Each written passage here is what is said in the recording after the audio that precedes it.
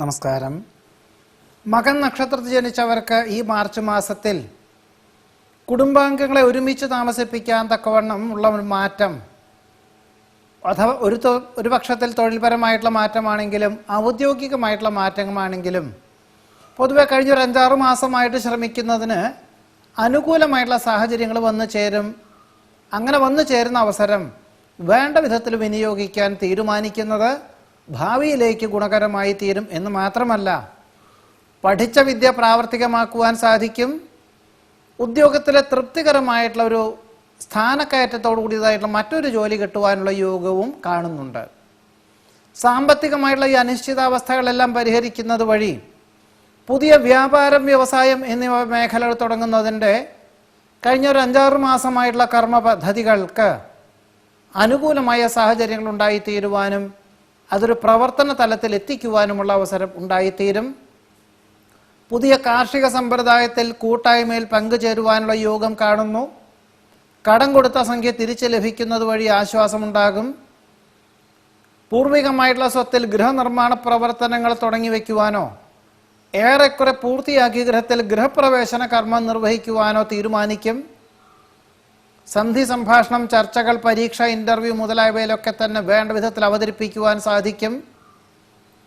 സഹജമായിട്ടുള്ള കഴിവുകൾക്ക് അംഗീകാരം ലഭിക്കും. പൊതുവെ വിദ്യാർത്ഥികൾക്കും ഗവേഷകർക്കും ശാസ്ത്രജ്ഞർക്കും അനുകൂലമായ സാഹചര്യങ്ങൾ ഉണ്ടായിത്തീരും. വിദേശ പര്യടനത്തിന് അനുകൂലമായ അനുമതി ലഭിക്കും. പുത്രപൗത്രാദികളുടെ ആവശ്യങ്ങൾ വേണ്ട വിധത്തിൽ നിർവഹിക്കുവാനുള്ള യോഗം കാണുന്നു. എന്നാൽ ഇതൊക്കെ തന്നെ പൊതുവെ മാസത്തിൻ്റെ ആദ്യത്തെ പകുതിയിലാണ് വന്നു ചേരുക. എന്നാൽ രണ്ടാമത്തെ പകുതിയിലാണെങ്കിൽ ഈ കാര്യങ്ങൾക്കെല്ലാം സ്വല്പം തടസ്സങ്ങൾ അനുഭവപ്പെടുവാനുള്ള യോഗമുണ്ട്. അതുകൊണ്ട് സ്വന്തം പരീക്ഷ നിശ്ചയിക്കുന്നതും പദ്ധതികൾ സമർപ്പിക്കുന്നതും ചർച്ചകൾ നിശ്ചയിക്കുന്നതൊക്കെ തന്നെ പരമാവധി മാസത്തിൻ്റെ ആദ്യത്തെ പകുതിയിലായിരിക്കും നന്നാവുക.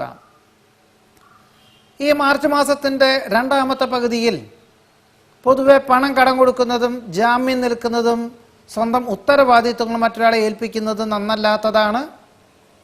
അതുപോലെ തന്നെ കരാർ ഒപ്പുവയ്ക്കുന്നതൊക്കെ തന്നെ പരമാവധി ആദ്യത്തെ പകുതിയിലായിരിക്കും നന്നാവുക. വിദ്യാർത്ഥികൾക്കും ഗവേഷകർക്കും ഒക്കെ ആണെങ്കിൽ പോലും രണ്ടാമത്തെ പകുതിയിൽ കഴിവും പ്രാപ്തിയും അറിവും എല്ലാം ഉണ്ടെങ്കിൽ പോലും അവസരമുണ്ടായാൽ പോലും വേണ്ട വിധത്തിൽ അവതരിപ്പിക്കാൻ സാധ്യതയില്ലാത്തതിനാൽ ഈശ്വര പ്രാർത്ഥനകൾ കൂടുതൽ നടത്തണം. അതുപോലെ തന്നെ അവരവരുടെ ആചാരപ്രകാരമുള്ള പ്രാർത്ഥനകൾക്ക് പ്രാധാന്യം നൽകണം. ശിവക്ഷേത്രത്തിൽ ധാരയ്ക്കും കദളിപ്പഴ നിവേദ്യത്തിനൊക്കെ കൊടുക്കുന്നത് നല്ലതാണ്.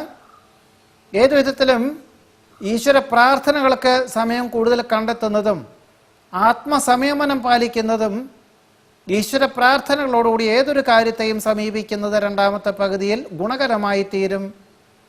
പൊതുവെ അഗ്നി, ആയുധം, ധനം, വാഹനം എന്നിവ കൈകാര്യം ചെയ്യുമ്പോൾ രണ്ടാമത്തെ പകുതിയിൽ നിന്ന് മാത്രമല്ല, മാർച്ച് മാസം പകുതി മുതൽ ഏപ്രിൽ മാസം പകുതി വരെയും ഈ മകൻ നക്ഷത്രക്കാർ വളരെ നിയന്ത്രണം എല്ലാ പ്രകാരത്തിലും വേണ്ടതാണ് എന്നതാണ് പറയേണ്ടത്.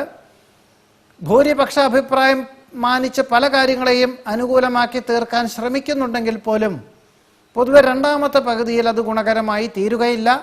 ആദ്യത്തെ പകുതിയിൽ ഏതൊരു കാര്യവും ഉത്സാഹത്തോടുകൂടി ഉന്മേഷത്തോടുകൂടി പ്രവർത്തന തലത്തിൽ എത്തിക്കുവാനുള്ള സാഹചര്യങ്ങൾ കൂടി മകൻ നക്ഷത്രക്കാർക്ക് ഈ മാർച്ച് മാസത്തിൽ യോഗമുണ്ട്. നമസ്കാരം.